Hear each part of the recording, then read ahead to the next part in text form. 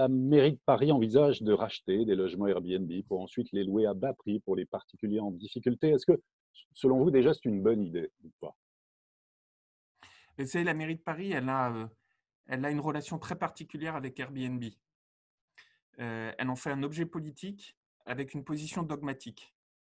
Heu, Airbnb, contrairement à ce que dit la mairie de Paris, depuis très longtemps, et ça fait à peu près 3 ans que j'ai proposé à la mairie de Paris la mise en place des éléments permettant de mieux contrôler Airbnb.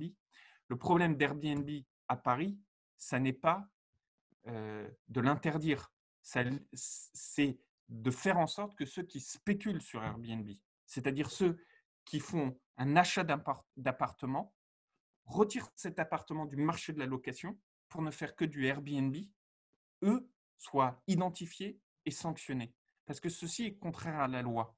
Mais par contre, si jamais vous, vous habitez Paris et que, parce que vous partez en vacances ou parce que vos enfants habitent Paris et ont besoin d'un complément de revenus pour payer leur loyer ou pour payer leur crédit immobilier, si eux, ils louent l'appartement où vous habitez, l'appartement qui sont leur propre lieu de vie, mais ça, moi, peu m'importe qu'ils louent sur Airbnb, ça n'a aucun impact sur le marché de l'immobilier. C'est l'appartement où ils vivent. C'est simplement de leur permettre d'avoir un peu plus de revenus pour souvent payer le prêt immobilier ou payer le loyer. Mais ça, c'est très bien pour eux qu'ils puissent continuer à le faire.